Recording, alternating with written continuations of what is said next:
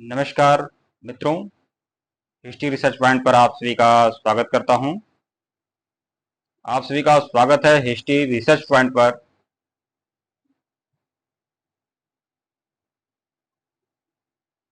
आज हम NCERT history class 6 हमारे अतीत की जो पुस्तक है उसका जो चैप्टर है आरंभिक मानव की खोज। तो इस चैप्टर को बहुत ही अच्छे तरीके से समझेंगे। यूपीएससी के लिए, स्टेट पीसीएस के लिए, यूजीसी नीट के लिए, बीपीएससी जूनियर टीचर भर्ती के लिए विशेष रूप से मैं बात करूंगा। बीपीएससी जूनियर टीचर भर्ती, बीपीएससी टीआरई 4.0 में जूनियर की वैकेंसी आने वाली है और लगभग उम्मीद है कि जूनियर की अच्छी खासी पोस्ट आपको देखने को मिलेंगे।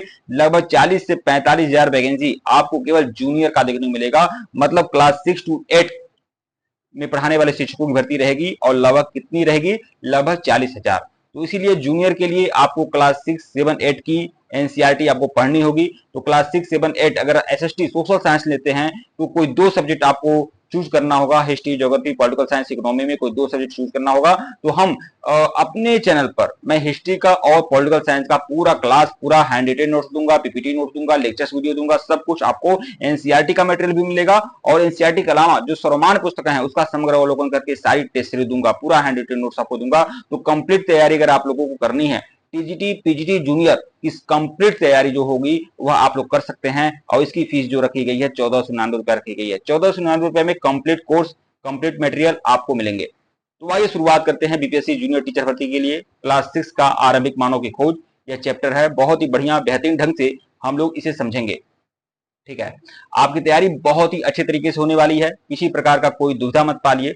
आपकी तैयारी बहुत ही बढ़िया बेहतरीन ढंग से और काफी हद तक आपको एनसीईआरटी, आपको काफी हद तक बहुत ही आपको एनसीईआरटी हमेशा आपको आज एनसीईआरटी आसान लगेगा आपको। ठीक है, क्योंकि आपकी तैयारी मैं बहुत ही अच्छे तरीके से करवा दूंगा। कहीं से आपको ऐसा नहीं होगा कि परीक्षा हाल में कभी भी अपने आप को आप उदास पाएंगे, अकेला पाएंगे। हर प्रश्नों पर आपकी पकड़ मजबूत रहेगी। ठीक है, तो देखिए यह जो चैप्टर है, पहले इस चैप्टर को ही समझ लेते हैं। आरंभिक मानव की खोज, यहाँ पर आप लोग देख रहे हैं यह आखेटक और खाद्य संग्राहक, यह हमारे आदिम पुरुष, ठीक है, यह आदि मानव है जो हमारे पूर्वज थे। ठीक है, तो हमारे पूर्वजों के द्वारा, हमारे लाखों वर्ष पहले जो आदि मानव रहा करते थे, उन लोगों ने किस तरह से अपना जीवन यापन किया, किस तरह से वह अपना जीवन यापन किए, किस तरह से भोजन की तलाश किए, किस तरह से वह पशुओं को पाले, किस तरह से उन्होंने बाकी जीवन यापन के लिए जो भी कला होती है उसे कैसे सीखा उन लोगों ने। ठीक है, कैसे वह डेवलप हुए, यह इस सब के बारे में आपको पढ़ना है।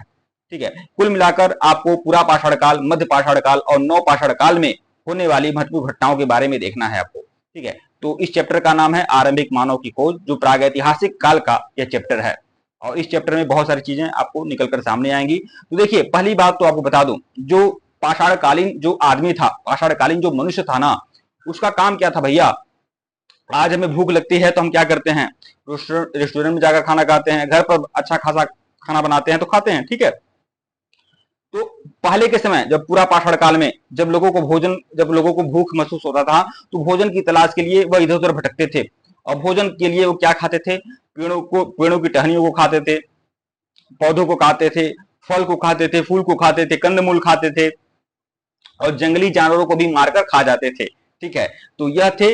और इसीलिए हमारे जो आदिम पुरुष हैं, जो आदिमानव हैं, उनको हम लोग आखेटक कहते हैं। आखेटक, आखेटक मतलब शिकार करने वाला, हंटर। ठीक है, शिकार करने वाले को हम आखेटक कहते हैं, शिकारी। ठीक है, तो यह आखेटक भी थे और खाद्य संग्राहक भी थे। आखेटक मतलब शिकार करते थे, तो इसीलिए आखेटक कहा गया। और खाद्य संग्राहक का मतलब कि बहुत सारी जो खाने पीने वाली चीजें हैं, उसका जो खाने पीने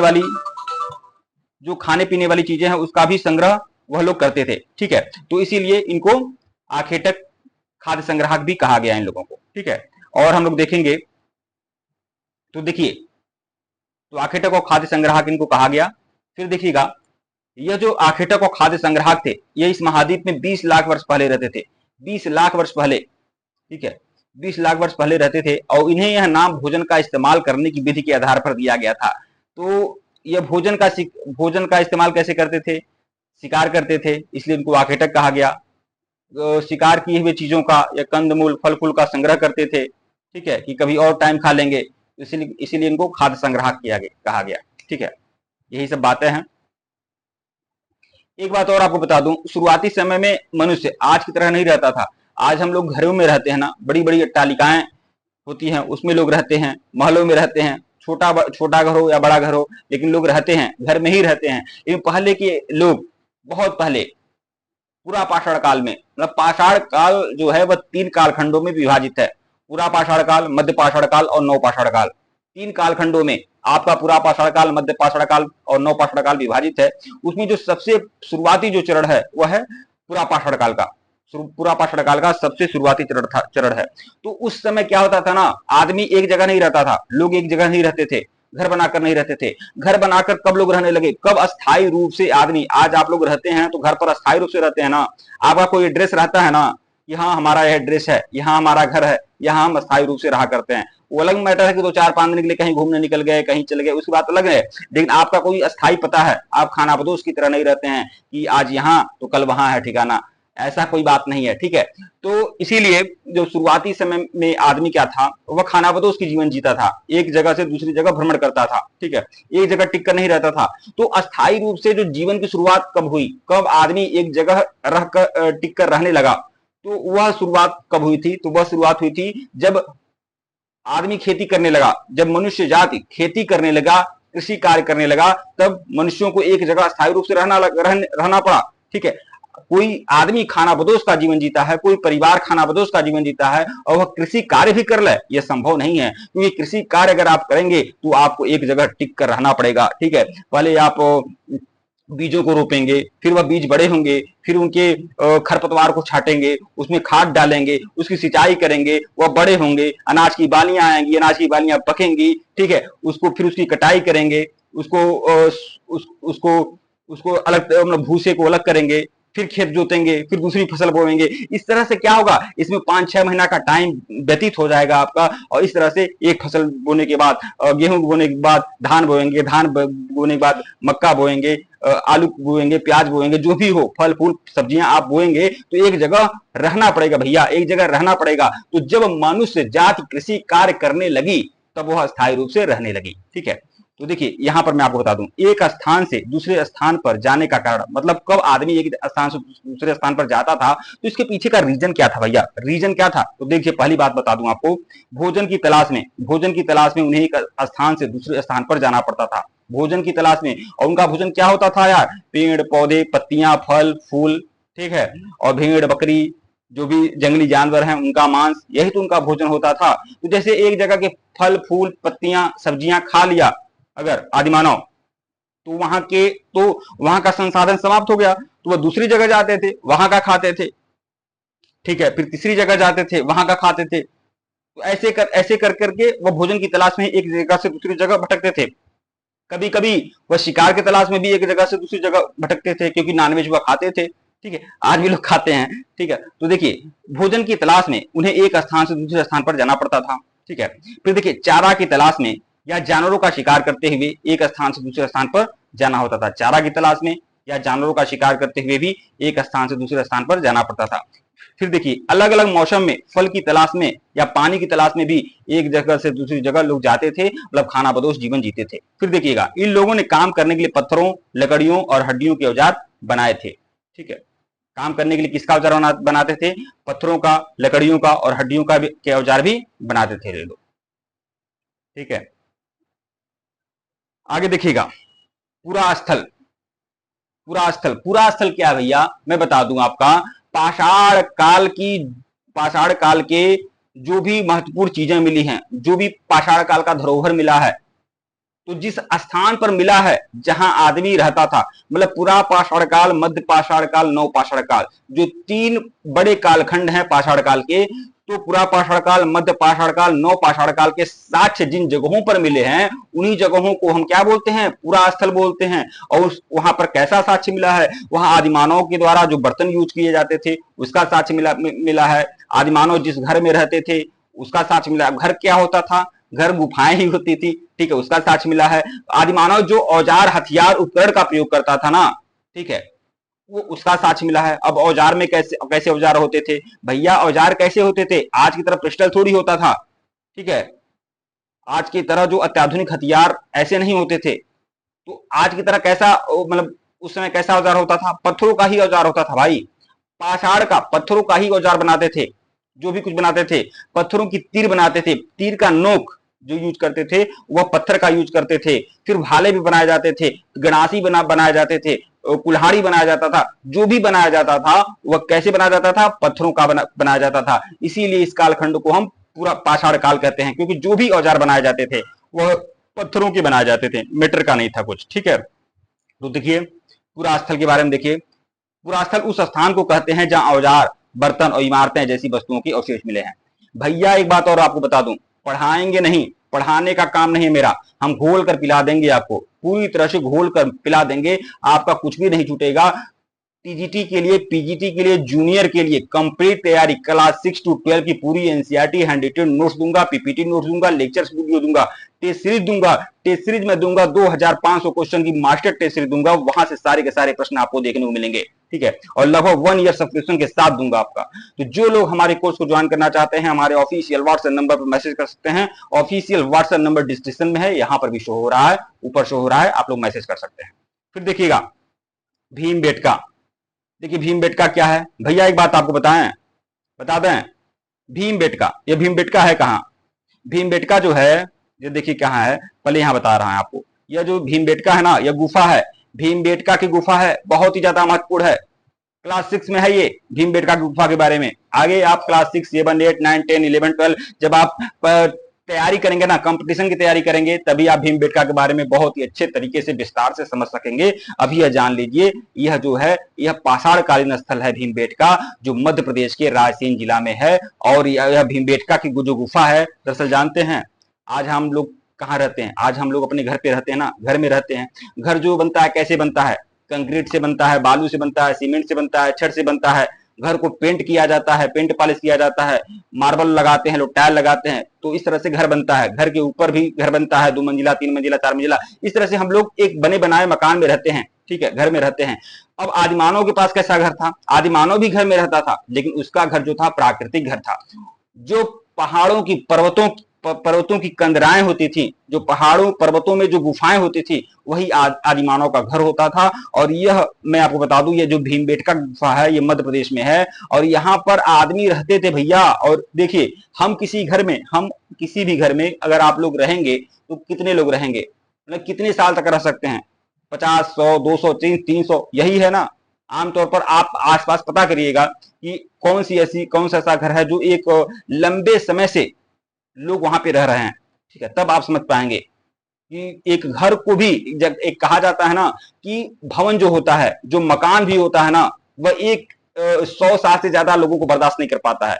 100 साल के अंदर एक मकान भी ढह जाता है, उसका भी धैर्य टूट जाता है 100 साल के अंदर ही अंदर। इन आप समझ सकते हैं, ये भीमबेटका की जो गुफा है, यहाँ पर लोग लाखों वर्षों से लगातार रह रहे थे। हमें नहीं कहना कि एक ही व्यक्ति रह रहा था, लेकिन लाखों वर्षों से लोग इस जगह को आश्रय स्थल के रूप में रह रहे थे। ठीक है, पता नहीं सैकड़ों पीढ़ियां यहाँ पर रही। तो यह कैसा घर था? प्राकृतिक घर, भीमबेटका गुफा। ठीक है, तो भीमबेटका की गुफा में खाली समय में आदिमानव क्या करता था? खाली समय होता था तो भीमबेटका की गुफाओं में चित्रकारी करता था। तो यही भीमबेटका की गुफा है, जहां पर बहुत सारे चित्र मिले हैं। और चित्र कैसे होते थे? भेड़ के, बकरी के, या आखेट करने के, इस तरह के चित्र हुआ करते थे।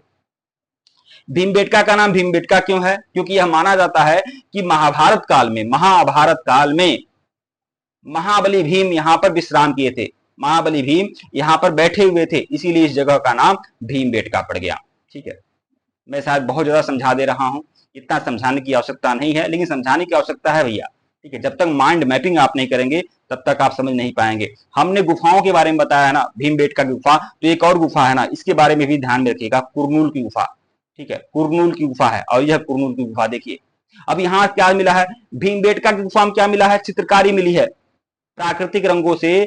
आदिमानव जब आखेट कर लेता था ना, जब तीर भाला से कोई जंगली जानवर का शिकार कर लेता था, उसे खा पी लेता था, तो जब पेट भरा होता है तभी मनोरंजन सूझता है। तो मनोरंजन के लिए क्या करता था? गुफा में चित्रकारी करता था। अब कुरनूल की गुफा में क्या मिला है? कुरनूल की गुफा में ना, यह आपका आंध्र प्रदेश में है कुरनूल की गुफा, और यहां से क्या मिला है? यहाँ राख के अवशेष मिले हैं। राख के अवशेष मिले हैं, इसका मतलब क्या है? हो सकता है उस राख का इस्तेमाल प्रकाश उत्पन्न करने के लिए किया गया हो, मतलब प्रकाश फैलाने, लाइट के लिए यूज किया गया हो, या उस राख का जो इस्तेमाल हो, जो राख के अवशेष मिले हैं इसलिए मिले होंगे क्योंकि जंगली जानवरों से सुरक्षा करने के लिए प्रकाश फैलाया गया हो, आग जलाया गया हो, या फिर देखिए, या तो यह हो सकता है कि मांस भूनकर खाया गया हो, तो यहाँ पर राख के अवशेष मिले हैं। ठीक है, तो देखिए आंध्र प्रदेश में यहाँ राख के अवशेष मिले हैं, इसका इस्तेमाल प्रकाश के लिए या मांस भूनने के लिए या खतरनाक जानवरों को दूर भगाने के लिए होता था। ठीक है, ये आपका कुरनूल की गुफा देख लीजिए। ठीक है, ये कहाँ है? यह आंध्र प्रदेश में है, आंध्र प्रदेश के कुरनूल जिला में यह कुरनूल की गुफा है, जो पाषाण युगीन है, पूरा पाषाण युगीन है। ठीक है, मध्य पाषाण काल में जलवायु परिवर्तन, यहां मैं समझाऊंगा आप लोग को। देखिए, जैसा कि हमने बताया है कि पाषाण काल को 3 कालखंडों में विभाजित करते हैं, पूरा पाषाण काल, मध्य पाषाण काल, नव पाषाण काल, 3 कालखंडों में विभाजित करते हैं। तो लगभग 20 लाख बीसी से लेकर 20 लाख वर्ष पूर्व से लेकर लगभग 12,000 वर्ष तक का जो कालखंड है यह पूरा पाषाण काल है। अब 12,000 से 10,000 वर्ष तक का जो कालखंड है यह मध्य पाषाण काल है। मतलब सबसे ज्यादा जो समय अवधि रहा है यह पूरा पाषाण काल का ही रहा, 20 लाख से 12,000 बीसी। ठीक है, 12,000 के बाद मध्य पाषाण काल आएगा। मध्य पाषाण काल में बहुत बड़ी बड़ी घटनाएं घटी थी। देखिए, सबसे बड़ी घटना मध्य पाषाण काल में यह घटी थी, सबसे बड़ी घटना मध्य पाषाण काल में यह घटी थी कि पर्यावरण में बदलाव हुए थे। अचानक पर्यावरण में बदलाव हुए थे और जंगली फल फूल सब्जियां वनस्पतियां उत्पन्न हुई थी। मतलब कि जो धरती है ना, यह धरती पर हरियाली छा गया था। और धरती पर हरियाली वैसे नहीं छाया था। अब सावन का महीना चलता है तो सावन में आप देखते हैं कि सावन में क्या होता है, बारिश ज्यादा होती है। तो बारिश ज्यादा होती है तो क्या होता है, जो पौधे होते हैं, जो वनस्पति होते हैं, वो काफी इधर उधर खूब पैदा होते हैं, उगते हैं। तो आप देखते हैं कि चारों तरफ हरियाली छा जाती है। तो वैसे ही जब बारिश होगी तो हरियाली होगी। तो मध्य पाषाण काल में पर्यावरण में बदलाव हुआ था, बारिश खूब होती थी और जंगली फल फूल वनस्पतियां उगते थे। और जब जंगली फल फूल वनस्पतियां उगने लगे तो वनस्पतियों के खाने वाले, वनस्पतियों पर जिंदा रहने वाले या वनस्पतियों को खाने वाले जानवरों का भी विकास होने लगा। मतलब शाकाहारी जीव, भेड़ का, बकरी का, गधा का, घोड़ा का, ऊंट का विकास होने लगा, इनकी पैदावार बढ़ने लगी। ठीक है, तो यह भी हुआ था। और मध्य पाषाण काल में ही मछली जो लोग खाते हैं ना, फिश, तो एक बात बताऊं, मछली को लोग नहीं खाते थे पूरा पाषाण काल में। मतलब पूरा पाषाण काल के लोग बड़े बड़े जानवरों को तो मारकर खा जाते थे, ठीक है, लेकिन वह मछली को नहीं खाते थे। क्योंकि इसलिए नहीं खाते थे कि वह नहीं जानते थे कि मछली को भी खाया जा सकता है। मछली भोजन का स्रोत नहीं थी। मछली को भोजन के रूप में पाषाण काल के लोग, पूरा पाषाण काल के लोग नहीं यूज करते थे। मछली भोजन का स्रोत कब बनी? तो मछली मध्य पाषाण काल में भोजन का स्रोत बनी। तो कुछ पॉइंट को आप लोग देख लीजिए। लगभग 12,000 साल पहले जलवायु में क्या हुआ था, बदलाव आया था। इसके परिणाम स्वरूप कई घास वाले मैदान बनने लगे और हिरन, बारहसिंगा, भेड़, बकरी, गाय और जानवरों की संख्या में बढ़ोतरी हुई। और मछली क्या बनी? मछली भोजन का स्रोत बनी। ठीक है, मछली। ठीक है, आगे देखिए, ये हैंडसम बॉय आप लोग देख रहे हैं, यह जो है यह आपके पाषाण काल के आदिमानव हैं। ठीक है, यहाँ पर देखिए कृषि एवं पशुपालन के साक्ष्य, कृषि एवं पशुपालन के साक्ष्य। अब देखिए कृषि की शुरुआत कब हुई थी? कृषि की जो शुरुआत हुई थी वह नव पाषाण काल में हुई थी। कृषि की शुरुआत आपका नव पाषाण काल में हुई थी। पशुपालन की शुरुआत जो हुई थी यह मध्य पाषाण काल में हुई थी। यह इसमें सुधार करिएगा। पशुपालन की जो शुरुआत हुई थी मध्य पाषाण काल में हुई थी, लेकिन पशुपालन का जो विकास हुआ था यह नव पाषाण काल में हुआ था। नहीं, पशुपालन की जो शुरुआत हुई थी वह मध्य पाषाण काल में हुई थी। पशुपालन की का जो विकास हुआ था वह नव पाषाण काल में हुआ था। तो यहाँ पर देखिए कृषि एवं पशुपालन की शुरुआत नव पाषाण काल में हुई थी। चलिए एक तरह से मान भी लीजिए, लेकिन ये बात जान लीजिए पशुपालन का जो शुरुआत हुआ था यह नव पाषाण काल से हुआ था। कृषि एवं पशुपालन के साक्ष्य जो मिले हैं इन सभी जगहों से मिले हैं। बुरजहोम से मिला है, मेहरगढ़ से मिला है, चिराद से मिला है, कुलडेवा से मिला है। यह जगह कहाँ पे है इनके बारे में देखेंगे।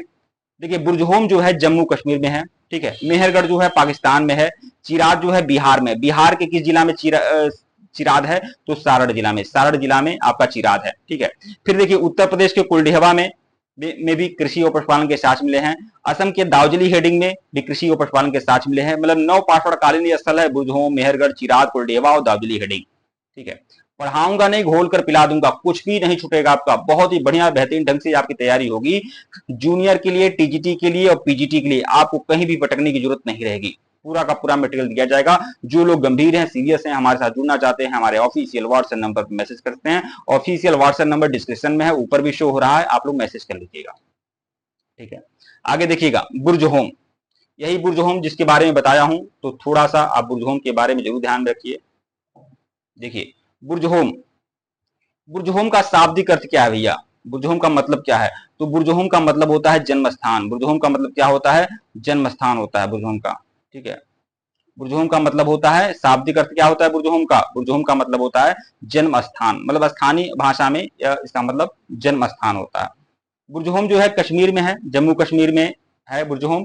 बुर्ज होम से मिला क्या है, मतलब इस पुरातात्विक स्थल से क्या मिला है, तो यहाँ पर गड्ढे के नीचे घर बनाते थे, यहाँ के लोग गड्ढे के नीचे घर बनाते थे, और यहाँ गर्तावास का साक्ष्य मिला है। गर्तावास का मतलब, गर्त मतलब गड्ढा, और वास मतलब वहां पर बसा जाए, तो गड्ढे के नीचे लोग घर बनाकर रहते थे। आज भी जानते हैं कि ग्राउंड में बहुत सारी बिल्डिंग होती है, शहरों में घर बनते हैं, नीचे नीचे कई फ्लोर बन जाते हैं, ऊपर ऊपर कई फ्लोर रहते हैं, तो गड्ढे के नीचे जो घर बनते हैं उसे गर्तावास कहते हैं। तो बुर्ज होम जो है वहां पर गर्तावास के साक्ष्य मिले हैं इस जगह से। ठीक है, और इसका मतलब जन्म स्थान होता है। बुर्ज होम में शव के साथ कुत्ते को दफनाए जाने का साक्ष्य मिला है, यहाँ पर शव के साथ कुत्ते को दफनाया गया है। ठीक है, देखिए उस समय के लोग जो होते थे ना, वो पारलौकिक जीवन में विश्वास करते थे। आज भी लोग पारलौकिक जीवन में विश्वास करते हैं, लेकिन उस समय के लोग यह मानते थे कि अगर ज्यादातर लोगों को दफनाया ही जाता था, तो यह लोग मानते थे कि अगर दफनाने के दौरान कुछ चीजें जो आपको पसंद हो, अगर दफनाने के दौरान अगर वह चीजें भी दफन कर दी जाएं, तो वह चीजें आपको परलोक में मिल जाती हैं। तो कोई मालिक रहा होगा, उसका बहुत ही प्यारा कुत्ता रहा होगा, और उस प्यारे कुत्ते को इतना पसंद वह कर रहा था कि वह जब मरने लगा तो उसने आदेश दे रखा था कि शव के साथ इसको भी दफना देना, मेरे प्यारे कुत्ते को, मेरा दिल अजीज है, इसको भी दफना देना। तो शव के साथ कुत्ते को भी दफनाए जाने के साक्ष्य इस जगह से मिले हैं। ठीक है, मेहरगढ़, मेहरगढ़ भी आपका नौपाषाणकालीन स्थल है, और मेहरगढ़ जो है आपका पाकिस्तान में इस समय पाकिस्तान का एक प्रांत है बलूचिस्तान, तो बलूचिस्तान में मेहरगढ़ है। तो मेहरगढ़ में भी कृषि का विकास हुआ था, और कृषि के साक्ष्य यहाँ से मिले हैं। मेहरगढ़ से गेहूं और जौ की खेती के साक्ष्य मिले हैं मेहरगढ़ से। और देखिए मेहरगढ़ में बस्ती का प्रारंभ जो हुआ था 8,000 साल पहले हुआ था। यह मेहरगढ़ जो है बुलंद दर्रे के पास एक हरा भरा समतल स्थान है। इस इलाके में सबसे पहले गेहूं जौ की खेती की शुरुआत हुई थी। भेड़ बकरी को पालना सीखा गया। यहाँ चौकोर और आयताकार घरों के अवशेष भी मिले हैं। ठीक है, मेहरगढ़ में कब्रों का स्थान पर सामान भी रखे जाते थे, और एक कब्र में मानव के साथ बकरी के भी दफनाए जाने के साक्ष्य मिले हैं। एक कब्र में मानव के साथ बकरी को भी दफनाए जाने के साक्ष्य मेहरगढ़ से मिले हैं। ठीक है,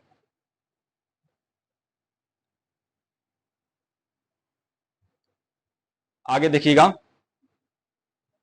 मेहरगढ़ में देखिए मैंने बताया ना कि उस समय के लोग पारलौकिक जीवन में विश्वास करते थे। तो यहाँ बुर्ज होम में मालिक के साथ कुत्ता दफनाया गया, तो यहाँ मेहरगढ़ में मालिक के साथ क्या दफना दिया गया, बकरी को दफना दिया गया। तो ऐसी बातें थी। ठीक है, देखिए पाषाण काल का विभाजन, अभी मैं कितनी बार मैं इसको रिपीट कर चुका हूं कि पाषाण काल जो है वह 3 कालखंडों में विभाजित था, पुरा पाषाण काल, मध्य पाषाण काल और नव पाषाण काल। तो इसे ही देखेंगे। सबसे पहले पुरा पाषाण का मतलब मैं आपको समझाता हूं। पुरा पाषाण का मतलब होता है 2 शब्दों, पुरा और पुरा यानी प्राचीन, और पाषाण मतलब पत्थर। ठीक है, मतलब पत्थरों का जो प्राचीन समय में जो यूज किया जाता था उसे ही पुरा पाषाण कहा गया है। ठीक है, देखिएगा पाषाण काल को 3 कालखंडों में विभाजित करते हैं, आरंभिक, मध्य और उत्तर। ठीक है, देखिए पाषाण काल 20 लाख से 12,000 वर्ष पूर्व तक का जो काल है इसे पूरा पाषाण काल बोलेंगे। फिर मध्य पाषाण काल क्या है, 12 लाख से 10,000 बीसी का जो कालखंड है उसे मध्य पाषाण काल बोलेंगे। मध्य पाषाण काल का जो महत्वपूर्ण घटना था वो पर्यावरण का बदलाव था, पर्यावरण में बदलाव था। ठीक है, और नव पाषाण काल का जो कालखंड है वो 10,000 साल पहले से अगले युग की शुरुआत तक आपका नव पाषाण काल माना जाता है। ठीक है, ठीक है मित्रों, वीडियो को लाइक और चैनल को सब्सक्राइब करिएगा, टेलीग्राम को बिल्कुल ज्वाइन करिएगा, लिंक डिस्क्रिप्शन में दिया गया है। अगर आपको अब प्लेलिस्ट में बना दूंगा, अभी यह पहला वीडियो है, बता रहा हूं पहला वीडियो है। मैं क्लास 6 को कंप्लीट मैं आपको तैयारी कराऊंगा, और पहले तो मैं क्लास 6, 7, 8 की एनसीईआरटी हिस्ट्री का, 6, 7, 8 का पॉलिटिकल साइंस का पूरा हैंड रिटेन पूरा नोट्स आपको दूंगा। इसका पूरा लेक्चर्स दूंगा और उसके अलावा आप लोग को टेस्ट सीरीज भी दूंगा और उसके अलावा आपकी समग्र तैयारी जो सर्वमान्य पुस्तक है उससे मैं कराऊंगा। बहुत ही बढ़िया लेक्चर्स वीडियो आपको सब कुछ मिल जाएगा, ऑनलाइन और ऑफलाइन सारी टेस्ट सीरीज आपको मिलेगी। तो जो लोग हमारे कोर्स को ज्वाइन करना चाहते हैं ज्वाइन कर सकते हैं। लेकिन एक चीज है, देखिए चाहे आप सिंगल कोर्स के लीजिए, आपका टीजीटी पीजीटी जूनियर तीनों का 1499 है, 1499 रुपया कोर्स है। तो इसमें किसी प्रकार का कोई डिस्काउंट नहीं है। चाहे टीजीटी पीजीटी केवल एक कोर्स का लीजिए या टीजीटी पीजीटी जूनियर का लीजिए, कुल मिलाकर 1499 रुपया कोर्स है। हम देखिए इसलिए 1499 रुपया रखा गया है ताकि ये जो लोग टीजीटी के लिए भी हों या पीजीटी के लिए भी हों तो उनको भी फायदा मिले, इसलिए ठीक है। अब वो अलग मैटर है कि आप केवल एक फॉर्म भरे हैं, उसकी बात नहीं है। तो फीस कुल मिलाकर यही 1499 है। और एक बात और आपको बता दूं, टीआरई 1.0 2.0 में बहुत सारे लोगों का सिलेक्शन यहाँ से हिस्ट्री रिसर्च पॉइंट के थ्रू से हुआ था और बहुत सारे क्वेश्चंस यहाँ से आए हुए थे। हमारे द्वारा जो भी मटेरियल दे दिया गया है अब तक आप लोग जाकर देख सकते हैं। ठीक है मित्रों, धन्यवाद आप लोग को।